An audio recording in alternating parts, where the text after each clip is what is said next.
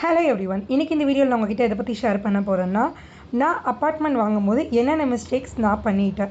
So நான் previous வீடியோஸில் சொன்ன மாதிரி நான் first time home pier. So எனக்கு கைட் பண்ணுறதுக்கு யாருமே இல்லை. ஸோ எனக்கு நிறைய விஷயங்கள் தெரியல அப்பார்ட்மெண்ட் வாங்கும்போது. நான் மட்டும் இல்லை, எங்கள் அப்பார்ட்மெண்ட்டில் மொத்தம் 6 வீடு. நாங்கள் 3 பேர் ஒரே டைமில் வீடு வாங்கியிருந்தோம். நாங்கள் 3 பேருமே first time home pier. So எங்கள் 3 பேருக்குமே எந்த விதமான நாலேஜுமே இல்லை. எங்கள் பில்டர் என்னெல்லாம் சொன்னாரோ அது எல்லாமே நாங்கள் பெரிய அளவில் ரீசெக் பண்ணவே இல்லை. ஸோ நீங்கள் ஒரு வேளை ஒரு அப்பார்ட்மெண்ட் வாங்க போகிறீங்கன்னா, நீங்கள் 1க்கு 2 தடவை நான் சொல்கிற விஷயம்லாம் கரெக்டாக இருக்கா அப்படின்னு செக் பண்ணிக்கோங்க. அது ரொம்பவே உங்களுக்கு யூஸ்ஃபுல்லாக இருக்கும்.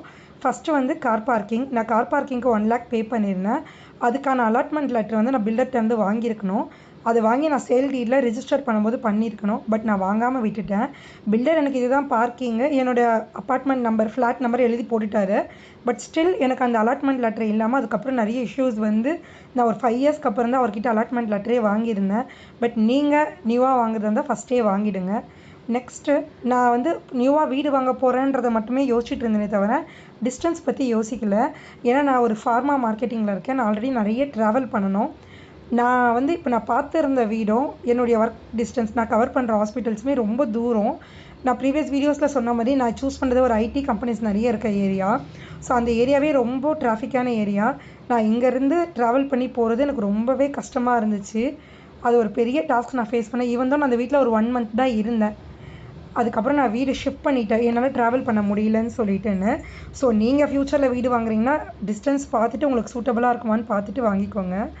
நெக்ஸ்ட்டு பார்த்தீங்கன்னா வாட்டரு. பில்டர் எங்ககிட்ட வீடு சேல் பண்ணும்போது 2 போர் போட்டிருக்கேன். ப்ளஸ் மெட்ரோவுக்கு நான் தொட்டி கட்டி கொடுத்துருக்கேன். ஃப்யூச்சரில் கவர்மெண்ட்டுமே மெட்ரோ விட்டுருவாங்க. இது சிஎம்டி லிமிட்டில் தான் இருக்குது. கவர்மெண்ட்டுமே மெட்ரோ விட்டுருவாங்க. உங்களுக்கு தண்ணி ப்ராப்ளமே வராது.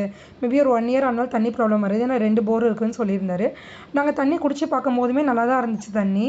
நாங்கள் ஒன்ஸ் அந்த வீட்டில் போய் யூஸ் பண்ணும்போது தான் எனக்கு தெரிஞ்சுது, அந்த 2 போரில் 1 போர் தண்ணி உப்பாயிடுச்சு, அதிகமான ஆழம் போட்டு.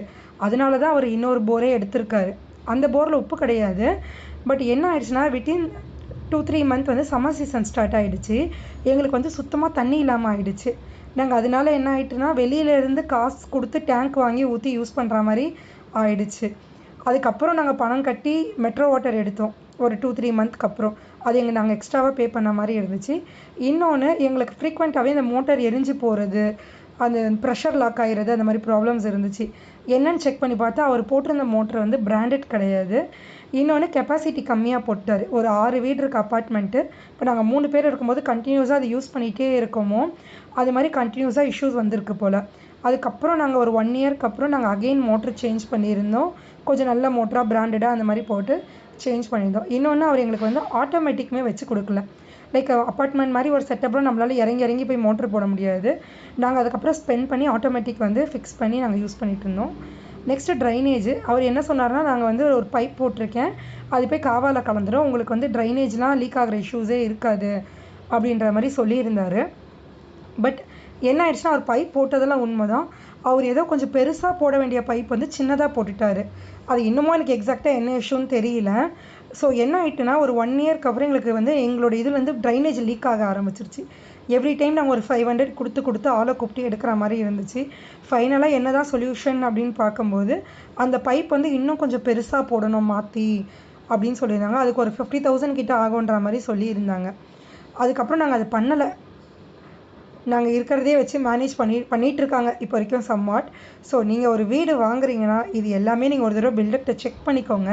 மேபி இந்த பைப்லாம் நம்ம போய் மேனுவலாக செக் பண்ண முடியலனா கூட நீங்கள் எதனா பர்சனை கூப்பிட்டு இதெல்லாமே 1க்கு 2 தடவை பார்த்துக்கோங்க. எலக்ட்ரிக்கல் ஒர்க்ஸு இந்த மாதிரி எல்லாமே நீங்கள் பார்த்துக்கிட்டிங்கன்னா நீங்கள் கொஞ்சம் சேஃபாக இருந்துக்கலாம். அகைன் நம்ம செலவு பண்ண மாதிரி இருக்காமல் இருக்கும் சுச்சுவேஷன். இன்னொன்று, பேரண்ட் டாக்குமெண்ட், இந்த மதர் டாக்குமெண்ட் நாங்கள் பில்டர்கிட்டருந்து வாங்கவே இல்லை. நாங்கள் 6 வீட்டுக்குமே ஒரு 1 yearக்கு அப்புறம் ஆள் வந்துட்டாங்க. பட் நாங்கள் யாருமே பில்டர்கிட்டருந்து இந்த மதர் டாக்குமெண்ட் வாங்காமல் விட்டுட்டோம். லாஸ்ட் இயர் எங்கள் அப்பார்ட்மெண்ட்டில் ஒருத்தர் ஹவுஸ் சேல் பண்ணார். அப்போ தான் அவர் எல்லாருக்கிட்டையுமே மதர் டாக்குமெண்ட் வேணும்னு கேட்டுகிட்டே இருக்கார். எங்கள் யார்கிட்டையுமே மதர் டாக்குமெண்ட் இல்லை. அந்த பில்டருமே எங்கே இருக்காருன்னு எங்களுக்கு தெரியல. அவர் நம்பருமே ஸ்விட்ச் ஆஃப்.